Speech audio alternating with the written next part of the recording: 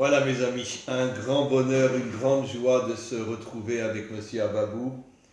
Et l'introduction de l'introduction, bon vous savez pendant 15 jours on n'a pas pu être ensemble parce que j'étais en France, j'ai fait un séminaire à Lille aussi et je tenais à dire que combien de personnes pendant le cours, après le cours, c'est un séminaire avec les Béné Adam.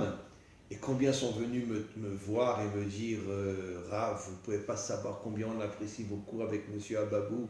C'est un homme extraordinaire, on ne peut plus le lâcher, c'est vraiment des cours fabuleux. Et vraiment beaucoup de gens m'ont dit ça, donc je suis content de l'avoir entendu sur place. Et ça m'a fait un grand plaisir et une grande fierté de pouvoir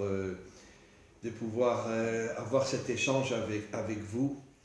Et comme je dis toujours, d'accord, là je vous demande de vous boucher les oreilles, mais vous êtes un rave authentique. Quand je dis un rave authentique, parce que vous n'êtes pas un déguisé, pas de chapeau, pas de chemise blanche, pas de costume. C'est ça un véritable hébreu. Un homme simple, un homme qui ne cherche pas à se déguiser, qui n'essaye pas de se faire passer pour un rave, mais qui est un maître authentique. Et vous êtes un maître authentique, vous avez des connaissances fabuleuses et vous ne pouvez pas savoir comment vous êtes apprécié dans le monde. En tous les cas, je vais faire maintenant l'introduction. Nous sommes aujourd'hui l'Akba Omer, le jour de l'Iloula, c'est-à-dire le jour, j'aime pas dire le jour du décès de Rabbi Shimon Bar Yochai, qui est un jour de grande fête et de grande joie dans le monde. Je vais faire une petite introduction. Qui était Rabbi Shimon Bar Yochai? C'est le maître du Zohar, c'est le premier qui a commencé à dévoiler les secrets de la Torah. Et il faut comprendre, comme d'ailleurs nous le cessons de le dire avec Monsieur Ababou, que Rabbi Shimon Bar Yochai n'était pas un rabbin, c'était un guerrier. Pourquoi il s'est réfugié, lui et son fils, dans une grotte pendant 12 ans? Parce qu'il a eu le courage de s'opposer aux Romains et de dire qu'il fallait les faire partir. Et quand malheureusement les choses se sont ébruitées et sont venues aux oreilles des Romains, ils ont mis sa tête à prix, ils l'ont recherché pour le décapiter. Et c'est comme ça qu'il s'est caché dans une grotte pendant 12 ans. Et c'est comme ça qu'il a découvert le Zohar. Parce que le prophète Eliaou, au niveau de son âme, venait le voir dans la grotte. Et c'est comme ça que, et d'ailleurs l'âme de Moshe Rabbeinu aussi, bien évidemment, il a eu le mérite de pouvoir étudier avec Moshe Rabbeinu, avec son âme, avec l'âme de Eliyahu Hanavi, et c'est comme ça qu'il a dévoilé le Zohar dans cette grotte-là. Mais c'était un guerrier, un véritable combattant. D'ailleurs, quand il est sorti de la grotte, il ne s'est pas mis dans un kollel pour étudier toute la journée. Il est devenu l'un des principaux responsables du village dans lequel il vivait avant de se cacher pendant 12 ans. Et il a commencé à construire des routes, à construire des choses. Et son fils, Rabbi Eliezer, est devenu policier jusqu'à la fin de sa vie. Un policier juif, alors qu'il a écrit le Zohar. J'en ai les larmes aux yeux. Mais quand on va retrouver l'hébreu authentique, quand on va se libérer de toute cette... de tout ce pouvoir religieux qui nous endort, qui nous affaiblit, des déguisés, ou quand on va retrouver l'hébreu authentique, un homme qui est sur le terrain, un homme qui se bat, un véritable guerrier.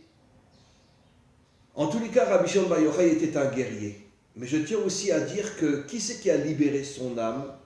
Son âme était prisonnière. Pourquoi? Je vais l'expliquer. Les forces obscures dans les mondes supérieurs avaient capturé son âme, l'avaient mis dans une prison spirituelle. Et quand Moshe Rabbeinu est monté pour aller chercher la Torah, il l'a vu et c'est lui qui l'a libéré. C'est Moshe Rabbeinu qui a libéré l'âme de Rabbi Shimon Bar Yochai. Et c'est d'ailleurs la raison pour laquelle Moshe Rabbeinu parle énormément dans le Zohar aussi. Et d'ailleurs dans l'introduction du Zohar, écrite par le Matok Midvash, le Matok Midvash ose dire qu'en vérité que tout le Zohar qui a été dévoilé effectivement par Rabbi Shimon Bar Yochai, mais c'était en association et presque principale avec Moshe Rabbeinu. Et le Matok Midvash dit dans plusieurs endroits qu'on pourrait même dire que le Zohar, en vérité, même s'il est passé par Rabbi Shimon Bar Yochai, c'est le Zohar de Moshe Rabbeinu. Comme ça dit le Matok Midvash. Et donc son âme était capturée. Pourquoi? Alors il y a des commentaires qui disent qu'en vérité, c'est exactement le même phénomène que les premières tables et les deuxièmes tables. Exact. Les premières tables ont été brisées, on ne les a jamais reçues. Et l'âme de Rabbi Shimon, qui correspond au secret de la Torah, est elle aussi pendant des siècles enfermée dans une prison spirituelle jusqu'à ce que Moshe la libère. Parce qu'en vérité, les secrets de la Torah représentent les premières tables. Et l'extériorité de la Torah, c'est les deuxièmes tables. Exactement. Voilà. Et en vérité, les premières tables sont cachées dans les deuxièmes. Mais très rares, on peut compter sur les 10 doigts de la main, ceux qui ont vraiment accès aux premières tables. C'est-à-dire comprendre véritablement le décodage de tous les secrets du Zohar. Et donc, encore une fois, je termine. Aujourd'hui, c'est la Iloula de Rabbi Shimon Bar Yochai. Et c'est un très, très, très grand jour. Et comme Rabbi Shimon Bar Yochai le dit dans le Zohar, le jour, juste avant la délivrance, où il y aura de plus en plus d'hommes qui étudieront le Zohar, ça amènera une lumière énorme dans le monde pour amener la délivrance finale. Et d'ailleurs, je tiens à préciser, si vous prenez les dernières lettres de Rabbi Shimon Bar Yochai, ça fait Neri. Neri, ma lumière. Oui. Pour dire que Rabbi Shimon Bar Yochai est la lumière du monde. Et d'ailleurs, de plus en plus de Bnei Adam veulent étudier le Zohar. Et parce qu'ils se rendent compte que c'est la vraie Torah. Et donc c'est la lumière du monde. Et je cède maintenant la parole à notre cher ami, M. Abab. Bien, Rav, d'abord évidemment, bonjour. Je suis très très heureux de vous revoir. Parler de l'Akba Omer, parler de Rabbi Shimon Bar Yochai, c'est une gageure, c'est extrêmement compliqué parce qu'il y a tellement de choses à dire. Il faut essayer d'être le plus simple et le plus synthétique possible. Vous savez qu'il y a écrit dans le Zohar énormément de choses sur Rabbi Shimon Bar Yochai, mais d'une manière secrète. Par exemple, Akadosh Baruch Hu a créé Adam à partir de Rabbi Shimon Bar Yochai. C'est-à-dire que Rabbi Shimon Bar Yochai avait fait l'union, on va en parler très sérieusement et très profondément, entre la lumière intérieure et la lumière extérieure. Il a fait l'union entre son intériorité et son extériorité. C'est exactement la volonté que voulait faire qu'avait Hachem, pour construire Adam. Adam avait cette capacité, comme Rabbi Shimon Bar Yochai, de faire l'union des contraires. D'accord ? Jusqu'à la faute. Jusqu'à la faute, bien entendu. La faute a séparé l'extériorité de l'intériorité. Bien sûr. D'accord ? Et tout le travail de Rabbi Shimon Bar Yochai, on va le voir tout à l'heure. C'est d'unir les deux. C'est d'unir les deux. Et il a réussi. Ça, c'est une première chose. Il était guéri à l'extérieur et les secrets de la Torah à l'intérieur. Alors, un homme authentique. Voilà, exactement. On va en parler tout à l'heure, si Dieu veut. Deuxième chose très intéressante, c'est écrit aussi dans le Zohar, en tout cas ça a été dit par un de mes maîtres à l'époque, quand j'étudiais le Zohar avec lui. Il m'avait dit que, en fait, Akadosh Baruch Hu faisait la Iloula de Rabbi Shimon Bar Yochai tous les jours, pas une fois par an. Tous les jours, Akadosh Baruch Hu, la Iloula, qu'est-ce que ça veut dire? C'est une fête, n'est-ce pas? C'est véritablement une célébration. Célébration de quoi? De l'union des contraires. De l'union entre l'intériorité et l'extériorité. Rabbi Shimon Bar Yochai, comme vous l'avez dit, Rav, c'était un combattant absolument jusqu'au bout, jusqu'à risquer sa vie, lui et son fils Éléazar, pour pouvoir tout simplement sauver non seulement Israël, mais le monde. Rabbi Shimon Bar Yochai, c'est un point, si vous voulez, de concordance, d'union, d'unification entre la Torah écrite, la Torah orale. N'oublions pas qu'il c'était un des élèves, n'est-ce pas, le Rabbi Akiva. N'oubliez pas qu'ils étaient 7 au début, des Hydra Souta, ça veut dire une réunion parmi 7. Et Hydra Rabba, c'est une réunion avec Rabbi Shimon Bar Yochai pour les 10. Ça veut dire, et quand Rabbi... Les 3 sont morts. Exactement, les 3 sont morts. C'est-à-dire que lorsqu'il est mort, lorsqu'il est décédé, Rabbi Shimon Bar Yochai, il n'y avait pas de minyan. Rav, ils étaient 7. Il n'y avait pas de minyan. Donc c'est-à-dire véritablement que c'était des hommes quelque part seuls, dans la solitude. Et Et ce qui est très très intéressant. Parce qu'ils étaient au niveau de la vraie Oui, Torah. exactement. Et donc la vraie Torah, c'est la vérité. Exactement. Et la vraie Torah, personne ne la veut. Exactement, parce qu'ils représentent, si vous voulez, j'allais dire, ces 20% de juifs, enfin d'hébreux qui sont sortis d'Égypte, si vous voulez. Bien sûr. Hein, et ces 20% d'universels qui vont comprendre la lumière. Akadosh Baruch Hu a envoyé à ce moment-là, en plein Empire romain, en plein destruction, parce que évidemment c'était un temps de destruction pour Israël. Le temple avait été détruit. C'était le temps le pire. C'était le temps le pire C'est temps. à cette époque-là qu'ont été massacrés les plus Oui, grands rabbinim, absolument, Rabbi Akiva, etc. Absolument. C'était un temps très très dur. Il a fallu envoyer véritablement un véritable combattant jusqu'au boutiste, parce qu'il était seul. Tous les gens autour de lui disaient mais enfin il faut céder. Il faut céder aux Romains, on n'en peut plus, il y a trop de sang, il y a trop de révolution, il y a plus de catastrophes. Il faut céder, bon ça va, il faut céder à l'Allemagne, il faut céder, il faut parler avec Hitler. Lui dit non jamais. C'est-à-dire que, alors évidemment il y a eu des tensions entre eux. Ok, il y a eu d'énormes tensions entre eux, parce que les autres ne comprenaient pas ce que voulait Rabbi. Alors quel est le travail, la mission de Rabbi Shimon Bar Yochai? Tout simplement c'est de réunir les contraires de manière à réparer le monde. Il voulait non seulement réparer évidemment le monde juif, mais le monde universel. Son travail, c'était ça. Et alors, je vais me permettre, Rav, de vous donner ici, pour le plus grand nombre, bien entendu, une synthèse du jour de la disparition de Rabbi Shimon Bar Yochai. Et on va essayer de commenter cela, parce que c'est absolument fondamental. Ça vient évidemment, Idra Souta, n'est-ce pas? Kadisha, page, à la fin, page 85, 86, 84, 85, pardon, ça a été une traduction très très ancienne. Voilà, je la montre pour ceux qui sont intéressés, n'est-ce pas, une traduction de M. Mordechai Shriki, qui est un de mes maîtres, bien entendu, qui avait traduit cela il y a très très longtemps, pour pouvoir essayer d'intégrer un peu la Torah dans le peuple. En langage français, n'est-ce pas? Alors je donne un certain nombre de points de repère pour vous donner une idée de ce qui était Rabbi Shimon Bar Yochai. Rabbi Abba est un de ses élèves, n'est-ce pas? Dit, la langue sainte, Rabbi Shimon n'avait pas encore terminé de prononcer le mot vie, Chaim, d'accord? Que ses paroles s'arrêtèrent. Il est mort juste avant de prononcer le mot vie. Exactement. Alors déjà là, on va s'arrêter parce que c'est très important.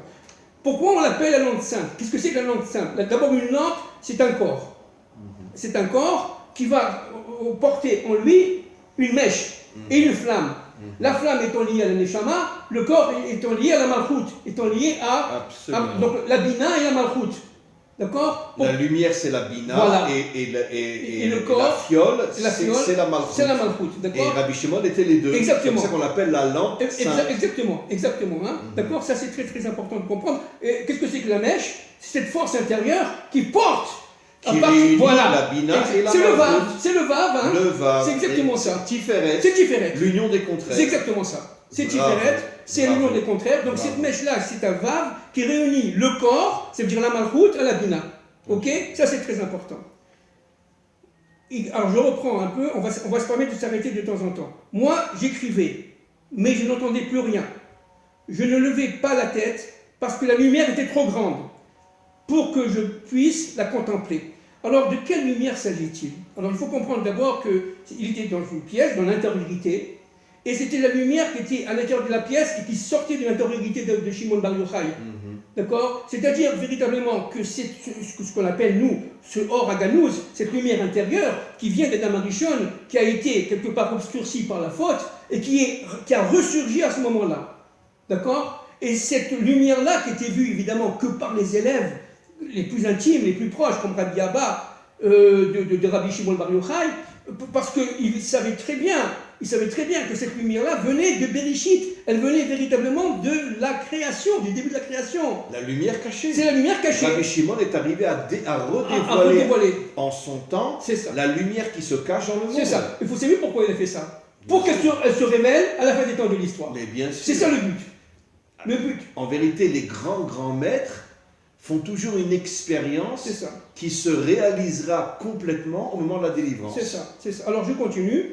Pendant tout ce jour, le feu qui entourait la maison ne s'est pas arrêté de brûler autour. et personne ne voulait s'en approcher, à cause de la lumière, aussi bien que du feu qui l'environnait. Alors ça, c'est très très intéressant. Non le seulement, feu, c'est la gvoura. alors, exactement, le feu c'est la gvoura, c'est-à-dire c'est le combat, c'est le oz, n'est-ce pas, c'est l'endurcissement pour Hachem, n'est-ce pas, c'est les forces du combat. La lumière, on peut dire, c'est le chesed, Voilà. et c'est l'union entre la bonté Voilà. et la rigueur. Exactement. Maintenant, ça c'est le premier niveau. Un deuxième niveau très intéressant, c'est l'intériorité, Et l'extériorité. la lumière, et l'extériorité, le feu. Bien sûr. Alors, c'est-à-dire qu'en fin de compte, comprenez bien, et là je vais me permettre de reprendre ce que j'avais fait l'autre fois, il y a quelques mois, sur le dessin qui est derrière, le tableau qui est derrière. Comprenez bien, pourquoi on allume un feu à Lag BaOmer, et en Israël, on allume des feux pour pouvoir se rappeler. Qu'est-ce que ça veut dire? Ça veut dire qu'on va dire aux Hébreux, aux Juifs, mais aussi aux nations, attention. Je préfère dire hébreu. Oui, Juif, c'est un terme oui, bien biologique. sûr. Aux Hébreux et aux nations, attention, il faut allumer le feu extérieur.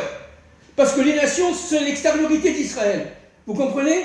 Donc il faut allumer le feu. Dit d'une autre manière, arrêtons d'être des rabbanim, redevenons des hébreux. Oui, c'est ça, c'est-à-dire des gens qui se battent contre le mal. C'est ça, c'est exactement ça. Alors, Mais physiquement, Mais pas physiquement. uniquement avec des belles paroles. mais bien sûr, physiquement. Alors ce qui est très important de comprendre, c'est que à Lag BaOmer, et ça je me permets de faire un hommage à nos 45 Bnei Adam qui sont morts l'année dernière, n'est-ce pas, à Lag BaOmer. On a eu 45 victimes de 30 tzadikim, n'est-ce pas?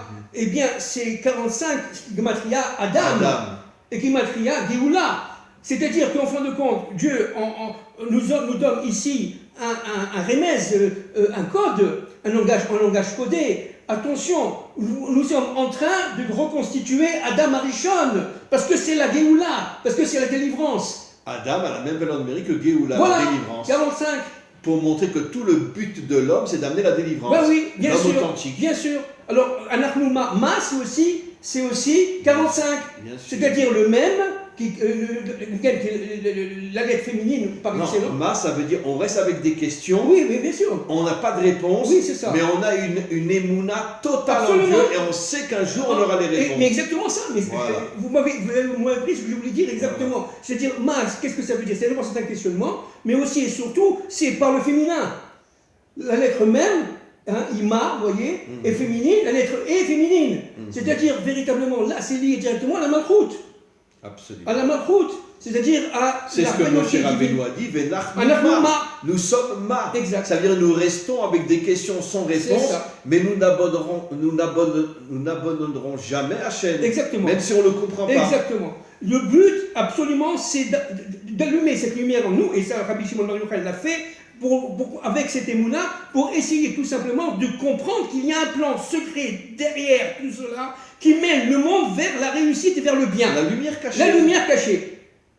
D'ailleurs, le Balatania dit qu'en vérité, l'obscurité n'existe pas. On avait déjà vu ça. Exactement. C'est une lumière tellement forte Exact. qu'elle nous éblouit Exactement. et on se croit dans l'obscurité. C'est exactement ça. Mais en vérité, si un jour viendra où on aura le niveau de voir cette lumière, C'est ça. on ne sera plus dans l'obscurité Absolument. et on comprendra qu'en vérité, que plus l'obscurité est forte, plus la lumière cachée est forte. C'est ça. Alors maintenant, regardez. Je vais me permettre de rentrer un tout petit peu, si je suis capable, bien entendu, restons le plus humble possible, si je suis capable, de rentrer dans les premières tables de la loi. Qu'est-ce que c'est que cette histoire des premières tables de la loi? Vous savez que les premières tables de la loi, c'est l'intériorité des secondes. C'est-à-dire qu'elles sont liées directement à l'arbre de vie. Et c'est pour ça, entre parenthèses, qu'Arabie Shimon Bar Yochai, pendant 12 ans avec son fils, était à l'intérieur d'une caverne et se nourrissait d'un arbre. Le Zohar dit que les deuxièmes tables, c'est l'arbre de la connaissance Du bien et du mal. Et les premières tables cachées dans les deuxièmes, voilà. c'est l'arbre de la vie. C'est pour ça qu'il s'est arrêté, il a été rappelé à Dieu au moment où il devait dire Chaim. Parce que c'est un code. C'est-à-dire, en fin de compte, voilà, j'étais carrément dans l'arbre de vie. J'ai voulu.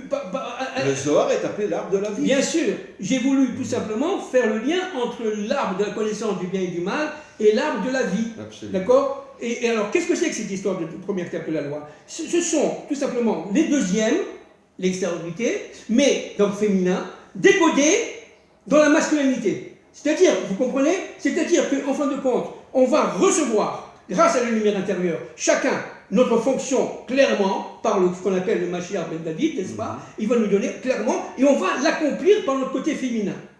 C'est-à-dire là, on rentrera dans les couples parfaits. C'est-à-dire que l'action est féminine d'après les secrets de la Torah. Voilà. Et la pensée qui amène l'action est masculine. Et masculine, d'accord? Alors, mais attendez, mais c'est de la folie. C'est-à-dire qu'à ce moment-là, on va comprendre, par exemple, que tout est plein du nom de Dieu. Que Dieu est partout, complètement. Et à partir de ce moment-là, on va comprendre qu'il est l'unité, qu'il est un. Qu'est-ce que c'est que le Dieu un? C'est le Dieu qui, à travers ses attributs qui sont multiples, n'est-ce pas, Elohim, eh bien, tout simplement, tout a un sens dans toute notre vie. C'est-à-dire, en vérité, le monde de l'extériorité, c'est le monde de la division. Voilà. Mais quand on sera connecté au monde de l'intériorité, on arrivera à unir toutes les divisions du monde extérieur. La division est liée au chiffre 4, d'ailleurs, entre parenthèses, le temps. Mais le Shabbat, les fêtes, regardez, le Shabbat, les fêtes, c'est-à-dire, par exemple, Shavuot, 7 x 7, 49. Le 50e degré, c'est lié à la Bina, c'est lié à la Nouba, à la Bina. À partir de ce moment-là, le but, c'est de faire entrer ceux qui sont capables, n'est-ce pas, d'allumer cette lumière intérieure, grâce aux forces de Rabbi Shimon Bar Yochai, qui sont prêts à rentrer dans leur propre intériorité et faire le lien entre l'intériorité et leur extériorité. C'est-à-dire qu'en fin de compte, je vais vous donner un exemple très simple. Et pourquoi j'ai rencontré le Rav Chaim aujourd'hui? Et qui c'est le Rav Chaim? Tiens, je l'ai rencontré, mais il y avait une voiture qui passait. Regarde le numéro de la voiture. Le numéro de voiture, c'est par exemple 52 33, je dis n'importe quoi. Mais voilà, grâce au numéro de la voiture Rav, je vais comprendre pourquoi je vous ai rencontré et pourquoi, à partir de ce moment-là, le message que je dois vous donner. C'est ça le truc, c'est-à-dire que véritablement, ce qui nous paraît aujourd'hui complètement séparé, bon, une voiture qu'elle passe parce qu'elle est passée dans cette rue, c'était un monsieur ou une dame qui avait une affaire à faire, peu importe, ça ne me regarde pas, ça c'est le monde de la galoute, mais le monde de la Géoula, qu'est-ce que c'est? Mais regarde un peu, c'est la lumière cachée. C'est la lumière cachée, mais Dieu m'a envoyé ce camion, Dieu m'a envoyé ce train, Dieu m'a envoyé cet avion, Dieu m'a envoyé Mais voilà pourquoi, regarde le code. Et c'est ça, c'est-à-dire que dans tout, Dieu parle, à travers tout. C'est à partir de ce moment-là, on passe du monde de la Malchut Malchut à la Malchut Babina. Vous comprenez, Rav? Et ça, c'est vachement important. Mais c'est ça le but. La pire des choses, c'est la déconnexion entre la Malchut et la Bina. Voilà. C'est-à-dire dans le couple, entre l'homme et la femme. Exactement. Voilà. Exactement. C'est d'ailleurs tout ce que le monde occidental fait aujourd'hui. Exactement. Casser le couple. Exactement. Bien sûr. C'est-à-dire qu'en fin de compte, ma femme pense que c'est comme ça. Je ne veux pas lui dire non, tu as faux. Je veux dire, attends, la femme, c'est la Bina. Bien sûr, si elle pense comme ça, c'est qu'il y a quelque chose derrière, il y a un remède, il y a une allusion que Dieu envoie par rapport à ce qu'elle a dit ma femme, par son rêve ou par ses attitudes, qui font que, attention, mais ce qu'elle dit c'est juste, même si je ne le comprends pas, c'est juste, mais dans le monde du Mashiach, je comprendrai, Bezrat Hashem, que ce qu'elle a dit, c'est ça. Comme on a et réciproquement. Le vrai Mashiach, c'est pas l'homme, c'est sa femme. Bien sûr. Et réciproquement. C'est lui le vrai Mashiach. Oui, et réciproquement, Rav. C'est-à-dire que le monde du Zivouk, le monde de l'homme et le monde de la femme, va s'unir comme au temps d'Adam Arishon avant la faute. Bien sûr. Et avant après, la faute. Ils se sont séparés pendant 130 ans. Oui, ils se sont séparés pendant 130 ans. Mais au temps du Mashiach, ils ne se sépareront plus, parce qu'on va passer. Et de toute façon, le Mashiach et sa femme, c'est la réincarnation d'Adam et Ève. Absolument. Qui viennent réparer la première faute qu'ils ont faite, qui a détruit le monde. Absolument. C'est-à-dire, en fait, ce qui est fondamental de comprendre, en fait, c'est que Rabbi Shimon Bar Yochai, par sa lumière, par son action, par son combat, eh bien, il a réussi à reconstituer en potentialité le couple Adam et Ève. Bien sûr. C'est ça qui est fondamental. Et dans son côté féminin, il a réagi, dans son côté masculin, il a reçu le Zohar. Vous comprenez? C'est pour ça que Moshe, qui est masculin, n'est-ce pas, par rapport à Aaron, qui est féminin, vous comprenez, est venu dans la Neshama de Rabbi Shimon Bar Yochai pour pouvoir lui donner le Zohar sous les ordres de Dieu, bien entendu. Et c'est pour ça, qu'entre parenthèses, que Rabbi Shimon était l'élève de Rabbi Akiva. Vous comprenez, Rabbi Akiva étant le maître de la Torah orale. Vous savez, les deux élèves principaux de Rabbi Akiva étaient Rabbi Meir et Rabbi Shimon. Oui. Cette même semaine, on a fêté Rabbi Meir et Rabbi Shimon. Shema Israël, Shema, Shimon, Meir, Akiva. Oh, c'est bon, je ne savais pas, c'est très fort. Shimon, Meir, Akiva. C'est très bon. Pour nous faire comprendre que finalement, les trois maîtres qui nous permettent de comprendre que Hachem Elokeinu, c'est Akiva, Shimon et Rabbi Meir. Oui. Alors évidemment, avec tout ça, avec Moshe qui resplendit de tout ça. Hein.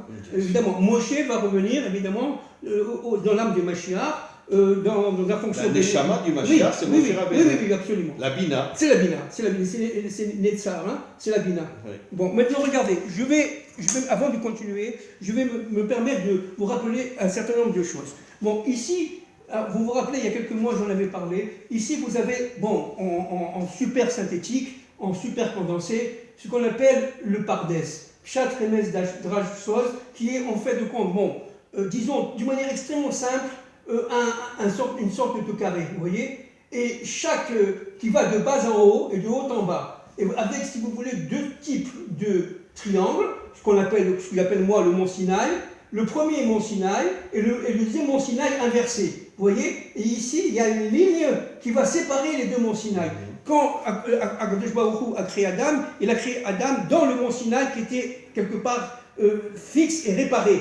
La foi d'Adam Arishon a été de séparer, vous comprenez, de dédoubler par le bête, de dédoubler la création, de manière à ce qu'il y ait un mont Sinaï en haut et un mont Sinaï en bas. Et en bas, nous sommes dans la galoute, nous sommes dans les forces de l'Égypte, nous sommes dans le fond de la matière. L'Égypte, c'est les deuxièmes tables. Exactement. Et là-dedans, vous avez tout à fait raison, ce sont les deuxièmes tables, n'est-ce pas? Au plus bas possible, où vous arrivez au 49e degré d'impureté, où là, à partir du 50e degré, il n'y a plus de capacité de rédemption. Mais Dieu, évidemment, étant partout, en bas, il est dans son attribut d'Elohim, en haut, dans son attribut caché du Kivavke, mais tout ça, c'est le même Dieu, le Dieu 1, et à partir de ce moment-là, toutes les âmes, les 80% des Juifs d'Hébreux qui ne sont pas sortis, tout simplement parce qu'ils étaient prisonniers des forces de l'Égypte, ils étaient là. Ils étaient au 50e degré d'impureté, et ils ne pouvaient plus se relever. Exactement, ils étaient au 50e degré d'impureté, ils ne pouvaient plus se lever, parce que le 50 de pureté, c'est le Noun, c'est la Bina, mais vous avez aussi la Bina inversée. Vous comprenez, le Noun inversé. Et tout le problème, c'est quoi la sortie d'Égypte? C'est, en fin de compte, allumer la lumière de la Bina, mais dans le monde inversé, dans le monde de l'obscurité, de remonter jusqu'à cette... Mais de toute façon, la lumière cachée se cache dans l'obscurité. Absolument. Jusqu'à cette transversale, là, ici, on sort d'Égypte. D'ailleurs, dans le verset qu'on dit tous les matins, Yotzer Or ou Boré Chosher, pour nous faire comprendre que la lumière est cachée dans l'obscurité. C'est exactement ça. Alors regardez, je vais très vite parce qu'on n'a pas beaucoup de temps. Alors c'est très important, et une fois qu'on est arrivé ici, dans cette ligne, n'est-ce pas, horizontale, qui est une ligne qui sépare, entre guillemets, deux monts qui sont en fait reliés l'un par rapport à l'autre, eh bien on va monter, c'est le Homer, on va monter au moins jusqu'au 33e degré de pureté. Et là il y a un feu qui s'allume. Qu'est-ce que ça veut dire, ce feu qui s'allume? C'est-à-dire le feu qui est en vous, Raph, le feu qui est en moi, commence à s'allumer. Et ça c'est le travail de Rabbi Shimon Bar Yochai. Vous comprenez? Alors vous avez d'allumer la dimension guerrière dans chaque hébreu authentique. Exactement. Chose qui a été perdue depuis des millénaires à cause de l'exil. Absolument. Et en bas, malheureusement, c'est la même chose. C'est-à-dire, on descend, vous avez un 33e degré qui est aussi du bas, qui au-delà de laquelle les choses vont très vite. On va vers l'assimilation, on va vers la catastrophe, on va vers la destruction. Et de l'autre côté, alors c'est pas pour rien que Hitler est arrivé en mars 1933. Vous voyez, 1933, le code 33, c'est le code 33 du bas. Et là, c'est très grave, la situation est très grave. Pourquoi? Parce qu'à partir de ce moment-là, on va très vite descendre jusqu'au 50e degré d'impureté, et à partir de ce moment-là, c'est la catastrophe. Et de l'autre côté, c'est la même chose. Aujourd'hui, on peut dire qu'une grande partie d'Israël a atteint la 50e degré d'impureté. Malheureusement. Surtout nos dirigeants. Maintenant, regardez, on monte au 33e degré, et à partir de ce moment-là, on arrive vers l'Akba Omer. L'Akba Omer, je viens de le dire, c'est l'allumage de la lampe sainte qui est en nous. Ce sont les forces de Rabbi Shimon Bar Yochai qui sont en nous et qui sont activées. Vous comprenez, évidemment. À partir de ce moment-là, vous montez jusqu'à Matan Torah, jusqu'au 48e degré de pureté. Et là, vous recevez la Torah. Le 50e jour. Et la Torah a été donnée par le Noun le 50e jour. Qui est la force d'Abina. Mais qu'on n'a malheureusement jamais reçue. Exactement. Parce que les tables ont été brisées. Et à partir de ce moment-là, on sort du temps. on sort du temps et on sort de l'espace, vous comprenez? Si on avait reçu les premières tables, on aurait été complètement Voilà, hors du temps. exactement. Au-dessus de ce monde. Exactement. Donc ça, c'est très très important de comprendre qu'en fin de compte, tout le travail, c'est un parcours, c'est une dynamique de l'histoire qui fait que ce parcours, il est à la fois hébraïque, mais aussi, surtout, universel. Les nations passent aussi par ce parcours, n'est-ce pas? Et donc, quel est le but? Le but, c'est d'allumer dans l'universel, à partir d'Israël, à partir des Hébreux, la lumière intérieure qui est dans l'homme et dans la femme, bien entendu. Et c'est ça le truc. Donc nous sommes ici aujourd'hui dans un temps pré-révolutionnaire, mais une révolution incroyable, comme on n'arrête pas de le dire, n'est-ce pas? Pourquoi? Parce que Akadosh Baruch Hu va nous faire passer du 49e degré d'impureté au 49e degré de pureté pour recevoir les premières tables de la loi. Bien sûr. Alors, mais qui c'est qui est capable de recevoir les premières tables de la loi? C'est ça le compte du Homère, on compte 49 jours pour mériter le 50e jour. C'est ça. De recevoir chacun à son niveau les premières tables. C'est ça. Alors, qui est capable? Que ceux qui ont, grâce à Dieu, Rabbi Shimon Bar Yochai, Moshe, etc., y compris dans l'universel, y compris chez les non, entre guillemets, hébreux, les non-juifs, n'est-ce pas, cette lumière intérieure qui va s'allumer. Et c'est ça qui est en train de se passer. Et donc, face à la désorganisation du monde, la désolidarisation, l'explosion de la famille, la division de l'âme et du corps, presque la mort, face au temps de l'Égypte que nous sommes en train de vivre, il y a une lumière qui est en train de s'allumer et qui va aller jusqu'à Matan Torah. Et ça, on parle de quelle Torah? Vous les avez compris, les premières tables de la loi. La Torah de la délivrance. C'est-à-dire, véritablement, la réparation de la religion va se faire. Qui représente la Torah de Rabbi Shimon Bar Yochai. Qui représente la Torah de Rabbi Shimon Bar Yochai.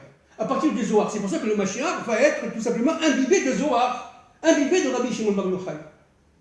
Bien sûr. Alors, je continue, Rav. Vous êtes d'accord, Rav? Oui, bien sûr. Alors, regardez. Rabbi... mais dès que le feu... Alors, je reviens à ce texte. Mais dès que le feu s'est retiré, je vis que la lampe sainte, le saint des saints, avait été retiré de ce monde. Magnifique. Voilà. Si l'hébreu n'est pas un guerrier, bien sûr, il n'a aucune connexion avec le monde intérieur. Exactement.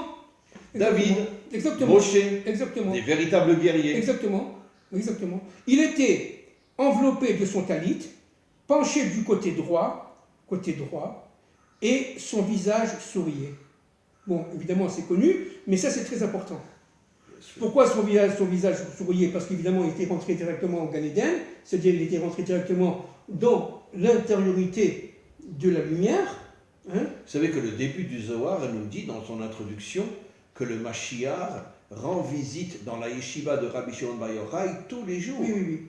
Ça veut dire que, alors qu'il y a d'énormes tzadikim, mais le Mashiach rentre dans la yeshiva de Rabbi Shimon Bar Yochai. Oui. Parce qu'il sait que la yeshiva de Rabbi Shimon Bar Yochai dans le monde d'en haut, c'est les premières tables. Absolument, c'est exactement ça.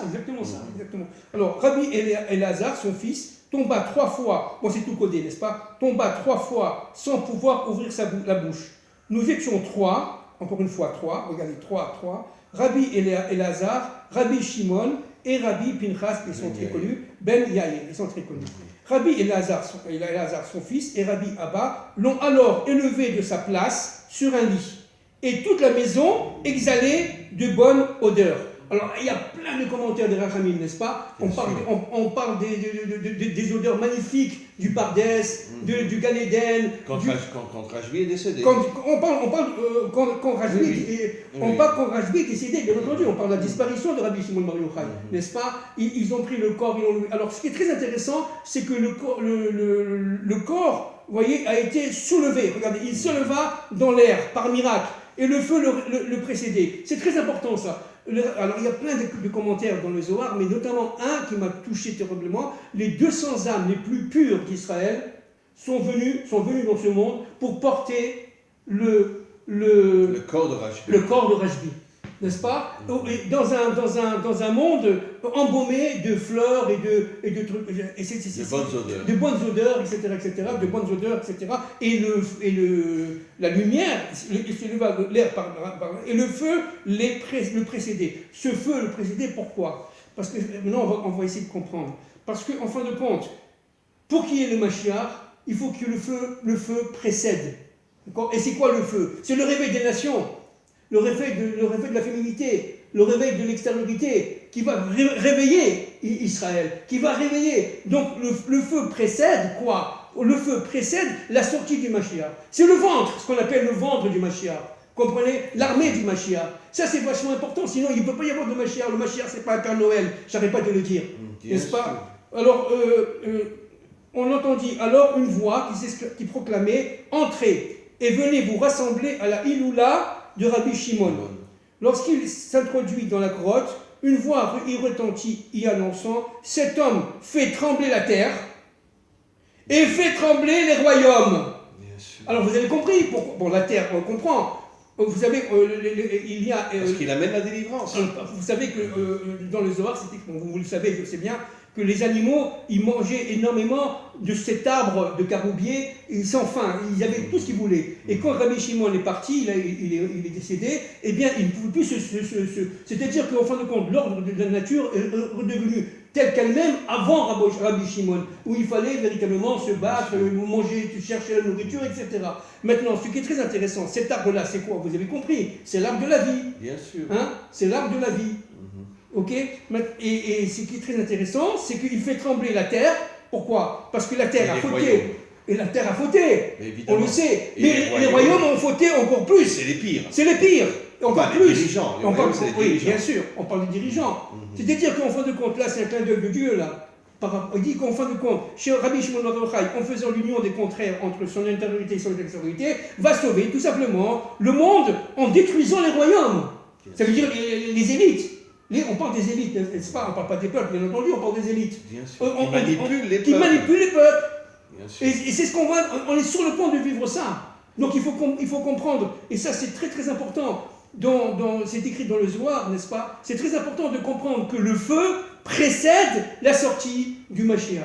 Bien sûr. Et tout ça, c'est-à-dire que tant qu'il n'y aura pas sur terre des hommes d'action, il n'y a aucune chance que le Mashiach ne vienne. Voilà. C'est ça. Alors, encore une fois, il faut saisir un point fondamental. Nous sommes revenus en terre d'Israël pour pouvoir tout simplement réveiller l'âme qui est en nous, la Bina, et réveiller la Bina qui est chez les nations. D'accord? Parce que la terre d'Israël est une terre de décodage, est une terre de relation. Et c'est ce qui, d'une certaine manière, se passe aujourd'hui dans le monde. Il y a un réveil chez les nations inimaginable. Oui. Il y a un réveil inimaginable. Oui, c'est ça. Alors, maintenant, un autre point très très intéressant, à partir du Ramchal, on va le relier au lac Baomer, et le Ramchal dans Derer Hashem en hébreu, la voix de Dieu, chapitre 1. Regardez ce que dit le Ramchal. J'ai pensé à les donner au plus grand nombre. Le Créateur a conçu dans sa volonté plusieurs genres de créatures, supérieures et inférieures, spirituelles et matérielles. C'est-à-dire qu'en fin de compte, là-dedans, chacun, regardez, il institua dans chacune d'elles les lois qui leur permettent d'agir. C'est-à-dire qu'en fin de compte, chacune d'elles, qu'elle soit matérielle, dit le Ramchal, ou spirituelle, a une fonction, a une mission et se conforme à des lois internes et externes qui lui sont appropriées, qui lui sont propres. Et le but du mal, le but du serpent, c'est de détruire ces lois-là. Vous voyez, de détruire ces lois-là de manière à faire un grand mélange, hein, ce sont les forces de Nimrod, c'est ce qu'on appelle, n'est-ce pas? Et pour pouvoir empêcher ces âmes-là de faire leur fonction. Bien sûr. Alors vous avez des âmes matérielles et des âmes spirituelles. Maintenant, qu'est-ce que ça veut dire? C'est quoi le Mashiach? Parce que dans les âmes spirituelles, vous avez aussi le matériel, et dans les âmes matérielles, vous avez aussi le spirituel. C'est l'union entre voilà, c'est l'union entre les deux, entre le matériel et le spirituel. Pour l'instant, il y a des âmes matérielles, des âmes spirituelles en haut, des âmes matérielles en bas, mais les deux doivent être relevés. Il n'y a pas de connexion. Voilà, il faut la connexion, donc il faut ce vave. Ok? Il faut ce feu, cette mèche qui permet la lumière de la langue simple de respondir. C'est pour ça que dans le nom divin, le Vav est entre les deux. Absolument. Pour unir la Bina et la Malchut. Alors, c'est ce qu'on a dit autrefois. Tout le problème, c'est de réparer le hé. Et comment on le répare, le hé? Par le Vav. Et le Vav étant lié directement au Yé, Sod, est lié à... D'ailleurs, c'est pour ça que l'homme a été créé le sixième jour. Voilà. Pour nous faire comprendre que tout le travail de l'homme, c'est d'unir les mondes séparés. Exactement. Alors, je continue. Il reste néanmoins aujourd'hui l'origine et la cause de toutes les créatures. Dieu est l'origine et la cause de toutes les créatures. Au niveau de l'action, bien que le Créateur prodigua les lois des créatures qui leur permettaient de gouverner et d'accomplir de grandes actions conformément à leur nature, néanmoins, tout leur pouvoir et leur gouvernement ne s'exercent qu'en vertu du pouvoir que Dieu leur a donné et il leur donne présentement. Le Ramchal, qu'est-ce que ça veut dire? Ça veut dire qu'en fin de compte, le mal qui existe est en fait lui-même dominé par Hachem. C'est Dieu qui, tout simplement, qui est derrière tout cela. Dans le plan du bien, il le manipule sans qu'il s'en rende compte. Absolument. D'accord? Il y a une sorte de manipulation des forces du mal. Vu de l'extérieur, le mal est le mal. Exact. Et on ne se rend pas compte qu'en vérité, que ça fait partie d'un projet qui amènera la délivrance. Exactement. C'est exactement ça. Le derrière Hachem, le parcours d'Hachem, la dynamique de l'histoire, fait qu'il y a deux plans, un plan humain et un plan divin. Le plan divin étant caché derrière le plan humain, et dans ce plan divin, il y a toute la dynamique de l'histoire. Hitler veut exterminer le peuple juif, 3 ans après, on renaît sur notre terre. Voilà, exactement. Il s'est fait complètement rouler par Hachem. Mais c'est exactement ça. Et c'est là à tous les niveaux, que ce soit la sortie d'Égypte, que ce soit le verrouille d'Espagne, l'exclusion d'Espagne, et à tous les niveaux, c'est comme ça. C'est-à-dire qu'en fin de compte, dans un premier temps, le mal a le sentiment de vaincre, comme aujourd'hui, de gagner, d'être au pouvoir, etc. Mais en fin de compte, non seulement il perd tout le temps, mais il est utilisé pour le bien. Et puis il disparaît. Toutes les grandes puissances qui ont jeté Israël en exil ont toutes disparu. Exactement. Mais Israël est toujours là. Exactement. Alors regardez ce que dit le Ramchal pour finir. On voit donc que c'est le Saint béni soit-il qui dirige absolument tout. Ainsi, tout se réalise selon son plan qui consiste à prodiguer son bien et sa perfection à ses créatures. Bien que pour l'instant on ne comprend rien. Ah non, pour l'instant on ne peut pas comprendre, parce qu'on n'a pas la Bina arabe. On n'est pas encore au niveau de la Bina, on est au niveau encore de la Malchout. On ne peut pas comprendre. On ne peut pas comprendre pourquoi il y a eu ce qui s'est passé avec la Shoah, etc. C'est pas possible. On ne peut pas comprendre. D'accord? Et malheureusement, les événements qui vont arriver, qui me paraissent cataclysmiques, là aussi on va être complètement surpris. Le Mashiach lui-même ne va pas comprendre. Vous comprenez? Au début. Parce qu'il va être extrêmement surpris. Waouh, qu'est-ce qui se passe? Mais c'est incroyable. Qui aurait pensé qu'on allait en Israël, on arrivait là? Vous comprenez? Qui aurait pensé qu'on en arrivait là, au niveau du pouvoir, au niveau de la famille, à tous les niveaux, au niveau de la division des valeurs morales? Aujourd'hui, il n'y a plus de morale. C'est complètement fou ce qu'on vit. Oui, parce que comme je dis toujours, Israël, au niveau de ses dirigeants, est la pointe, on pourrait dire la pointe de l'épée du nouvel ordre mondial qui veut commencer par la destruction d'Israël pour pouvoir après dominer tous les peuples. C'est exactement ça, c'est le but. Alors le but d'Amalek, parce que c'est Amalek, le but d'Amalek c'est de détruire Israël pour pouvoir prendre le pouvoir et régner sur tous les peuples. Absolument. C'est ça le but. C'est-à-dire que pourquoi il y a cette haine des Juifs et d'Israël et des Hébreux, et pourquoi aujourd'hui on n'arrête pas d'essayer de séparer Jérusalem, de diviser Jérusalem. J'ai entendu qu'il y avait un projet de division de Jérusalem maintenant au niveau politique en Israël. Si Lapid arrive au pouvoir, c'est ce qu'il fera. C'est de la folie, pour une raison très simple, c'est qu'on ne veut pas de la royauté divine dans ce monde.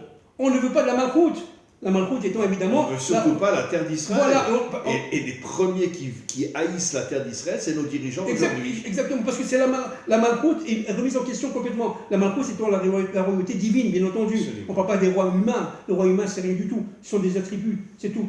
Mais la royauté divine, on n'en veut pas. Parce que tout simplement, on va perdre notre propre pouvoir, notre propre, entre guillemets, capacité de décider ce qu'on veut d'être soi-disant libre. Le culte de l'ego. Alors que normalement, la vraie liberté, c'est quoi? C'est d'être esclave de Dieu. C'est ça la vraie liberté. Serviteur de Dieu. Oui, mais Eved Hashem. Oui, Eved Hashem. Eved Hashem, c'est serviteur de Dieu. C'est-à-dire recevoir pour donner. Et c'est ce qui nous amènera la vraie liberté. Et c'est ça la vraie liberté. En se connectant à l'infini, on va casser toutes les limites qui nous tiennent prisonniers à l'intérieur de ce monde. Et c'est ça la vraie liberté, Rav. La vraie liberté, c'est de se coller à Hachem, ce qu'on appelle en hébreu Dvekut Hachem, de manière à recevoir pour donner. Si on ne donne pas, on n'a rien. Hein. Bien sûr. Nous sommes que des phases des lumières de transmission, c'est tout. On transmet ce qu'on reçoit. Absolument. Point final. Encore une fois, je le répète, le Mashiach va faire ce qu'il a à faire, il va partir, point, c'est tout. Mais évidemment. Comme Rabbi Shimon. Rabbi Shimon était seul quand il est parti. Il n'y avait même pas de minyan. Il n'y avait même pas de 10, ils n'étaient même pas 10. Ils n'ont même pas pu faire Kaddish. Je ne sais pas si on s'en rend compte. Parce que c'était un homme authentique, il n'a pas cherché l'orgueil, l'ego, etc. Voilà. C'est incroyable, quoi. C'est absolument incroyable. Aujourd'hui, on vit dans un monde où c'est le culte de l'homme, chez nous comme partout ailleurs, ne parlons pas de Jésus. Mais regardez les statues dans les cathédrales, dans les églises. J'étais à Rouen. C'est le culte de l'homme. J'étais à Rouen pendant 10 jours. Oui. La ville des 100 clochers. Et j'avais parfois envie de vomir. C'est ça. Des statues partout. Tu fais pas 10 mètres sans voir une statue. C'est ça. C'est ça. Mais c'est quoi ce culte de la statue? C'est le culte de l'homme. C'est le culte de l'homme. Bien sûr. Bien sûr. Bien sûr. Voilà. Écoutez, on va faire un petit résumé. Je vais faire mon résumé, vous allez terminer vous en faisant votre résumé aussi, car il est tard.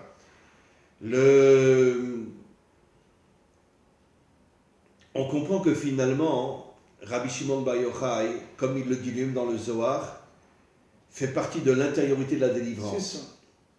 Il le dit lui-même, Ksheit Parnesu Israël Mesifrada Ka'ate Geulatam Berachamim. Quand de plus en plus d'Hébreux, je ne peux plus supporter le mot juif, donc je ne dis pas juif. C'est galoutique. C'est un terme galoutique. Bien sûr. Quand il y aura de plus en plus d'Hébreux qui étudieront le Zohar, à ce moment-là, la délivrance viendra avec Rachamim. Ça veut dire avec moins d'horreur que ce que malheureusement on peut attendre si jamais les gens continuent à étudier l'extériorité de la Torah au lieu d'étudier son intériorité. Mais je suis confiant.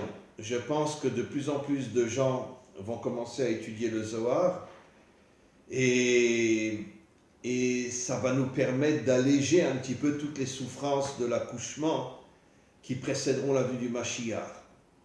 Je terminerai juste en disant que Israël est différent de toutes les autres religions. Je parle de la Torah, je ne parle pas de la religion juive, parce qu'elle n'est pas différente de toutes les autres religions. Mais la Torah nous fait comprendre que le Mashiach ne sera pas un homme seul qui va agir seul. Le Zohar le dit clairement, il aura une armée immense, dont la majorité seront des non-juifs. La majorité seront des non-juifs qui vont se joindre à lui. Absolument. Et avec cette armée, il va arriver à purifier ce monde, de le nettoyer de toutes les saletés qui s'y trouvent, en particulier au niveau de nos dirigeants et surtout aujourd'hui chez nous en ce moment, avec les dirigeants corrompus que l'on a, qui veulent détruire l'État d'Israël. Et on espère que véritablement, la délivrance se fera avec moins de souffrance que ce que l'on attend, grâce à l'étude du Zohar. Bien, grave. Évidemment, je suis à 100% d'accord avec vous. Nous sommes dans un temps extrêmement compliqué, extrêmement difficile, mais je suis très optimiste. Je demeure très optimiste et très confiant en l'avenir, malgré le fait que l'accouchement risque d'être très douloureux. On est d'accord. Il n'y a pas de péridurale. Et il n'y aura pas de péridurale parce que tout simplement, on va être pris par surprise. On n'aura pas le temps, si vous voulez, de faire cette péridurale. On va être pris par surprise. Il y aura un cataclysme incroyable. Toutes les valeurs, etc., vont s'inverser. On est déjà à la fin de ce processus avec l'effondrement des structures. Toutes structures confondues, que ce soit la structure monétaire, ce qu'on a dit, budgétaire, etc. C'est-à-dire que les États, par exemple, extrêmement endettés, vont s'effondrer complètement.